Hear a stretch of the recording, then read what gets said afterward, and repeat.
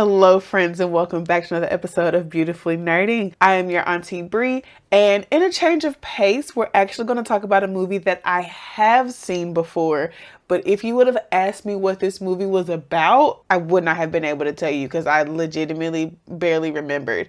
But I know I've seen it, but probably not since it came out in 2002. So this week we're talking Undercover Brother starring Eddie Griffin. Now the logline for Undercover Brother is when the man tries to derail a black candidate's presidential campaign, Undercover Brother and his fellow secret agents come to the rescue. And in my opinion, it gives Who Cloned Tyrone if it was a comedy and had a happy ending like fried chicken and all. So for our main characters, we of course have Undercover Brother, but along with him, we also have Smart Brother, Conspiracy Brother, Sister Girl, the Chief, and Lance, our affirmative action hire. And they are all a part of the Brotherhood, an organization that gives like NAACP vibes if they were also a spy organization. Now the Brotherhood is working to stop the man who is the head of a counter organization that's working to keep black people docile and on lower rungs of the social hierarchy and kind of to regress any progress that black people have made so far. And I'm realizing that as you explain the plot of this movie, if you've never seen it, it kind of doesn't sound like a comedy, but like I promise you, there are laughs in this movie. So we start the movie with Undercover Brother driving like the longest Cadillac you've ever seen, kind of just showcasing to us that his entire personality and being is stuck in the 70s, like from his car to his hair to the clothes he wears. Like I remember as a kid thinking that it was set in the 70s, but it is set in current time of 2002. And it definitely has that crunchy early aughts feel with like the graphics, the tech, the comedy style, just whew. But the main story of the movie is that we have a black man named General Boutwell who is about to announce his run for president. And we get a newsreel with some microaggressions, you know, saying like how well-spoken and whatnot he is. There's growing speculation that former Defense Secretary and war hero General Warren Boutwell will run for president. He is considered the first African-American with a legitimate chance of winning. Wendy? Yeah, he is a strong candidate, Chuck. He's so well-spoken. I've noticed that. General Boutwell seems to have a lot of support all across the nation. Yes, and not just in the urban areas. But the man isn't having it. He sends out his lackey, Mr. Feather, to rectify the situation. And when the general does come out to make his announcement, he says that he's opening a chain of fried chicken restaurants instead of running for president. Now, this is a trope that's been used numerous times.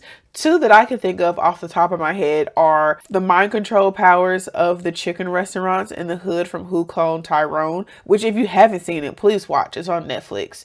And then the Boondocks, which we all knew that that show was an extremely powerful commentary on society and the black experience as a whole. So the Brotherhood knows that something is up, but they aren't quite sure what it is. So they send Undercover Brother undercover to figure out what exactly is going on with the general. So Undercover Brother is able to infiltrate the man's corporation. And while he is able to get that information, the corporation does discover that they have a spy and they deploy their own secret weapon, the White She-Devil. It's time to release our secret weapon. I call it Black Man's Kryptonite.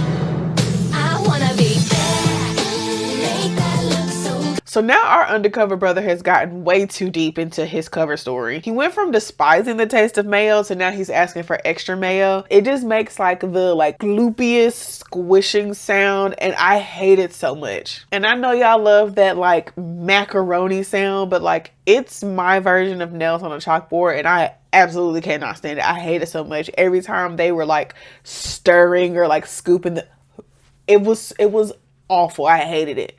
Anyway, Sister Girl is able to rescue him from the clutches of the White She-Devil, but Miss She-Devil actually decides that she is in love with Undercover Brother. She decides to join the Brotherhood to help take down the man. So now we have our fully formed team. They go to the corporation to rescue the general and get the antidote for the mind control powers of the chicken. And there's one last fight scene between Undercover Brother and Mr. Feather where Mr. Feather almost gets away.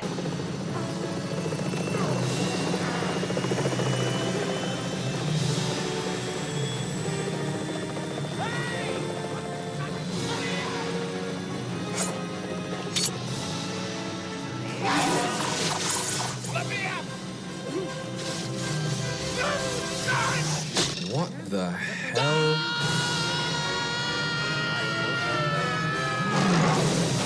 Again, very crunchy 2000s CGI. And in the end, I was caught by surprise because Sister Girl runs up to Undercover Brother and they like have this like big embrace. I'm trying to understand where the love, strong attraction, where any of that came from, because y'all worked one case together and then he went undercover, fell in love with White She-Devil. White She-Devil also fell in love with him. And then like all of a sudden you're just like, yeah, like now that you're back to you and you gave me a hug, we're all good now. Girl, if you don't let that man ride off into the sunset with Bex, stand up. Another thing that got me was the ease of the cookout invitations. They were quickly very cool with allowing White She-Devil to join the Brotherhood, given her name and however long it was that she even worked for the man. I'm just not understanding why we were so easily ready to go from as she walks through the door, everybody's pulling out the blicky on her, to all of a sudden like, oh yeah, you're on our team? Yeah, cool. Lance gets a pass because he's there to make sure that there is diversity. But this girl just walked in here, so I'm not fully understanding why we are just so welcoming to her. But overall, I'll say it's a pretty good movie. Like when you think about the underlying messages, it actually does have a lot to say. There were a lot of jokes that were like overly drawn out and bits that either didn't age well or just kind of weren't that funny to me. But that's expected from a comedy that's over 20 years old. If you have not seen it, it is available to watch on Amazon Prime. I know that we are feeling our feelings about various businesses and corporations, certain discontinued practices. I personally am trying to do my best to own more physical media, but for now, I'm doing what I can with what I have to continue to bring you all these videos. But that is it for today.